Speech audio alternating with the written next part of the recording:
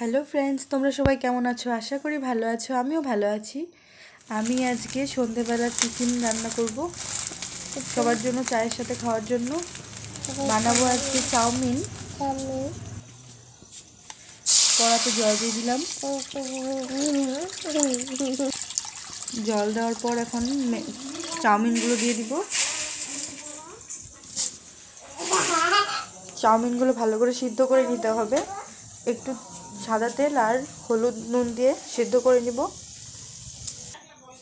তারপর এখানে আমি পেঁয়াজ, কড়াইশুঁটি, লঙ্কা, টমেটো কেটে নিয়েছি। আর এই দেখো চাউমিন সিদ্ধ করে নিয়েছি হলুদ দিয়ে। দুটো ডিম ফাটিয়ে নেব, একটু লবণ দিয়ে দেবো। লবণ দেওয়ার পর এটাকে ভালো করে মিক্স করে নেব। সেই বয়েল করে তারপরে কড়াটাকে একটু পরিষ্কার করে নিয়েছি। কড়াটার মধ্যে দিয়ে দেবো সাদা তেল পরিমাণ মতো। সাদা তেল দেওয়ার পরে ডিমটা ভেজে নেব। ডিমের মধ্যে কোনো হলুদ ব্যবহার করবো না, সাদা করে ভেজে নেব। ভালো করে নেড়ে চেড়ে ভাজার পরে ঝুরি ভাজাও করে নেব। এটাকে ঝুরি ভাজা, ডিমের ঝুরি ভাজা। এটা ঘরোয়া স্টাইল, বাইরের মতো একটা প্রফেশনাল করে এটা চাউমিন বানানো হয় না। ঘরে নর্মাল হেলদি একটা খাবার। সেই কড়াতে একটু সাদা তেল দিয়ে দিব, আবার একটু বেশি করে দিব। চাউমিনে একটু বেশি সাদা তেল লাগে, তাহলে চাউমিনটা নিচে লাগবে না, কড়াতে লেগে যাবে না। এখন পেঁয়াজ কুচি দিয়ে দিলাম। পেঁয়াজ কুচি দিয়ে ভালো করে এটাকে নেড়ে নিতে হবে। দিয়ে দিলাম লঙ্কা কুচি,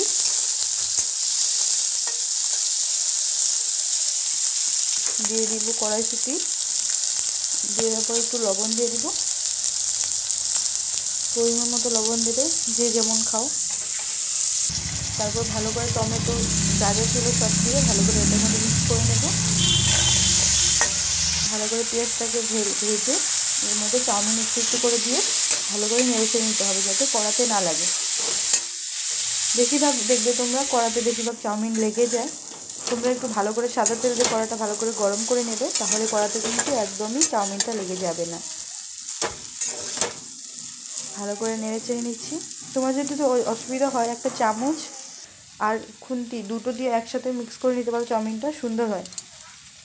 আমার ঘরে একটা দেখো ম্যাগি মশলার প্যাকেট ছিল, তো সেটা আমি এর মধ্যে দিয়ে দিলাম ঝুরি করে ভাজা ডিম আর কিষান কেচাপের সসটা দিয়ে ভালো করে নেড়ে নিলেই দেখো আজকের চাউমিনের ঘরোয়া স্টাইলে একদম হেলদি সন্ধেবেলার টিফিনের জন্য একদম পারফেক্ট।